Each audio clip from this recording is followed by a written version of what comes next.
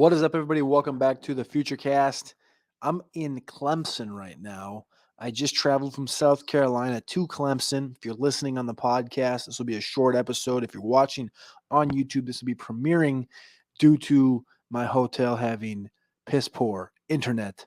But I will be recapping the South Carolina Pro Day from this Monday, March 13th, where there was a bevy of prospects that maybe aren't as most known, especially in the fantasy community, but they are more known in the NFL draft community. So if you're into that type of thing and you're looking for some Zacch Pickens, some Darius Rush, some Cam Smith thoughts, stay tapped in, stay tuned in. There's also a couple other prospects on the offensive line, linebacker, a running back, I guess, a tight end, and then there was two wide receivers that I thought were interesting today.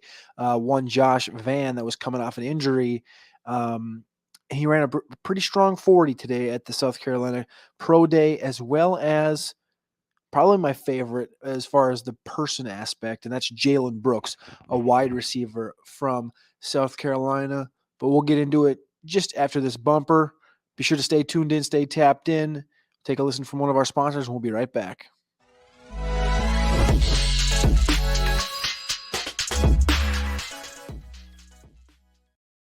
All right, let's get this started right quick. We'll start out at the wide receiver position, like I mentioned just a second ago. Josh Vann. Josh Vann came in today, was coming off a knee injury. He's about 5'11", 190 pounds. We do not have the official heights and weights and lengths right now because they've not been reported. Certain pro days, they will let you go into the weight room and they'll let you see the weigh-ins, let you see the arm length, let you do the vertical, let you see the bench, all that stuff. South Carolina today did not. And we actually got stuck in the corner of the end zone. We didn't get a lot of stuff, but I got what I could get. I got some hand times for 40s, some 3-cone, got a lot of some attendees from the coaching staffs across the NFL, and then I just straight up got to scout a lot of players today. So not the best situation, but we make do with what we got. Josh Vann had 680 yards in 2021 at South Carolina. In his fourth year, he comes back for his fifth year, gets injured late in the season, and then he's been down in Florida recovering. Didn't know if he was going to be able to test at 100% through this process, but he got there. And today he ran a 4.43 was the number reported. 4.43 40-yard dash with a 10'5" broad jump and a 30-inch vertical. So it's not the greatest vertical, but the 4.43 with a 10'5" broad jump puts Josh Vann in good conversations. The problem is I loved what I saw from Josh Vann in the athleticism workouts, but Jalen Brooks still looked better. And this is the tough thing for me is I texted Alex Delknap while I'm standing there, is that the Josh Vann versus Jalen Brooks thing is tough because I think that Jalen Brooks is a guy that will stick on any roster due to his ability to play special teams from day one.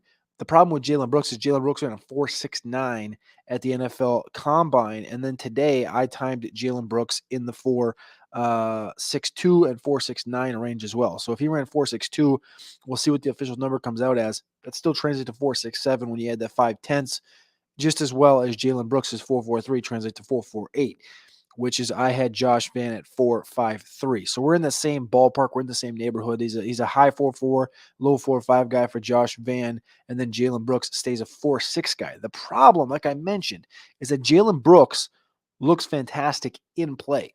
He looks quicker with the ball about to be in his hands and in his hands. I think he's got great hands. He's a great hands catcher.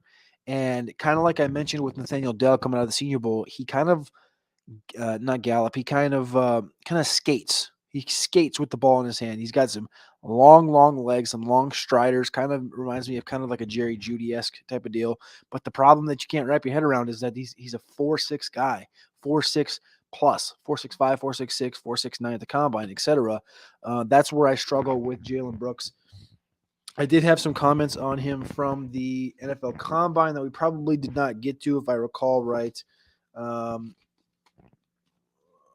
I don't have them directly handy, but I do remember interviewing him, and he was there was literally nobody standing next to Jalen Brooks, at the NFL Combine. He played linebacker his freshman season in North Carolina, then transferred to South Carolina, switched over to wide receiver, and then kind of made that transition. So I think Brooks is a guy. I'm going to have more on him. I know I'm going to do an episode on Bryce Ford Wheaton and A.T. Perry and undercover prospects. I might throw in Jalen Brooks just based on his performance today. As far as I just think I need to go back through because he's a low-graded guy for me right now.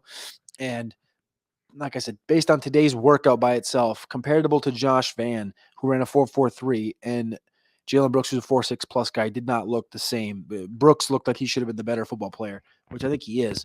But Vann with that 4.43, going to transit to a 4.48 with 10 plus broad. You cannot ignore that. The guy that I came to see, I know that Darius Rush is good. I know that Cam Smith is good, but I came to see Zacch Pickens. Zacch Pickens is a defensive lineman from South Carolina, a big man, big bruiser on the defensive line. And Pickens is a guy that he was, he got some round one buzz late, but I think he's going to end up being more of a mid-second to early third, somewhere in that range from, I would say, about 40 to 65 area. 4-year guy. He had 11 and a half tackles for loss and 7.5 sacks. Big 300-pounder. He looks like he put some weight on. He does look a little slimmer than he did last week at the Combine, but Zacch Pickens looks great. I did take note of a number of coaches that were there today, specifically working out with Zacch Pickens. Notably most was Brenton Buckner, the aforementioned Hard Knocks legend and Jacksonville Jaguars defensive line coach, as well as Marion Hobby, a Bengals defensive line coach. Multiple Jets scouts were on looking, as well as Dolphins. And then I couldn't quite make it over. I think it was John Butler and Eric Washington from the Bills, who's a couple of defensive coaches as well for the Bills, that were working directly with Pickens during his workout. So Pickens had a good day. I'll be interested tomorrow while I'm at Clemson to compare what I saw yesterday from Pickens to what I see out of Bryan Bresee tomorrow on the defensive line, because Bresee I have about a 1.5 higher in the grades. I think it's like 7.7 to 6.4, the difference between these two guys. So we'll see what kind of comes out tomorrow when I talk about these guys. But I think I'm most excited probably tomorrow to see Bresee. With that being said, Pickens, I thought had a good day. We didn't see him do any testing. His testing still holds from the NFL Combine. I'll pull that up right now on playerprofiler.com. Let's see here. Bad internet right here. I ran the internet speed. If anybody's ever ran their internet speed in a hotel room, I suggest you don't do it. I'm not even confident that this show is going to upload tonight because I had 7 down and 1 up, where I'm used to being at home with 450 down and 50 or 60 up.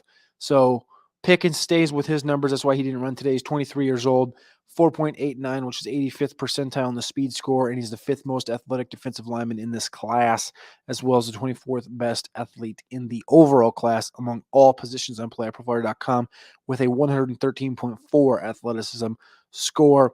So Pickens, like I said, was the guy I wanted to come see. He impressed. Brenton Buckner put him through a great workout, and I think Buckner really enjoyed him. But tomorrow we'll see. I think Buckner, I think the Bengals, I think the Jets, based on Twitter conversations, look like those guys will be on the same trek. They'll probably be here at Clemson tomorrow as well. So I'll be looking forward to that. But the show stealers, the show stoppers for today was none other than Cam Smith and Darius Rush. Darius Rush started out his trek during this NFL draft process at the Mobile Reese's Senior Bowl. Shout out to Jim Nagy for bringing Darius Rush down there because everybody knew who Cam Smith was coming in. You go back 3 months, look at mock draft data. Cam Smith was up there in the top 15, deservedly so. I still think Cam Smith is a better cornerback than Darius Rush. Rush had a good day. Cam Smith had a pretty solid, great day today. Neither looked quite on that J.C. Horn level, that Jalen Ramsey level that we saw the couple years past from these lockdown guys. But Cam does have great length. He's a little skinny, but I think Cam's going to translate very well to the NFL. Rush, on the other hand, Rush has just continued to check boxes as this entire process went through. And as he talked about it today with the media, was that was his goal. His goal was to, hey, check these boxes off and make the people say your name and make them not disrespect you. And if they disrespect you, he's just going to keep on coming. Keep on coming and keep on coming. He made some great plays, getting the ball in his hands, making a play, making moves.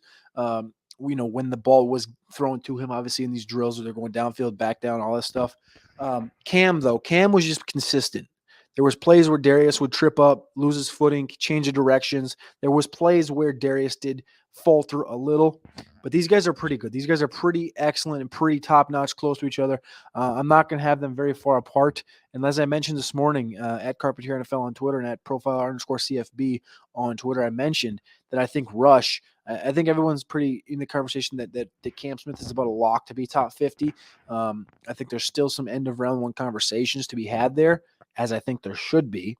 I see a lot of people without him mocked in round one. But Darius Rush is going to continue to bump. He was once a day 3 guy, moved into day 2 at the Senior Bowl, I think, and now he's just taking that extra step to become a potential, top 40 guy. But I think right now, I think he's about locked into that top 50 spot.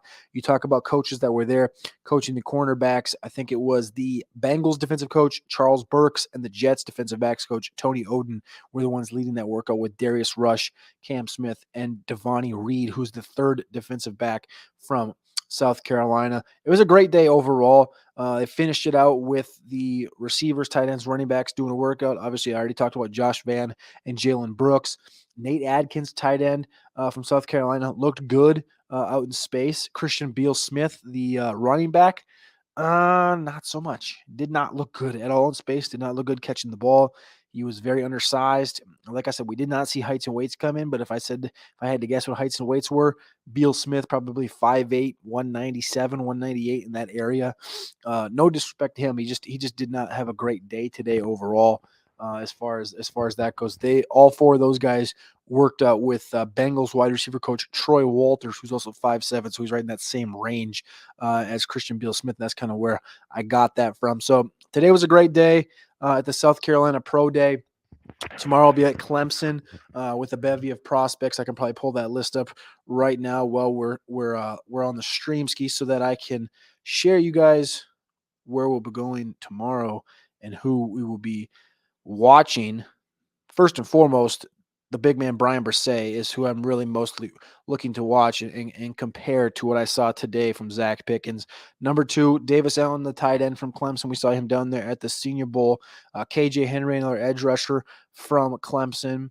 Always down to Miles Murphy. Miles Murphy, I want to see if he works out, kind of if he runs, etc., things like that. The defense is really where all the talent's coming from at the Clemson Pro Day, as well as Trenton Simpson. So we got Trenton Simpson, we got Miles Murphy, we got KJ Henry, and we got Bryan Bresee. That's 4 guys. 4 guys. Miles Murphy, who I think is a top 10 guy. Bryan Bresee, who I think is a top 40 guy. KJ Henry should be a day 2 guy.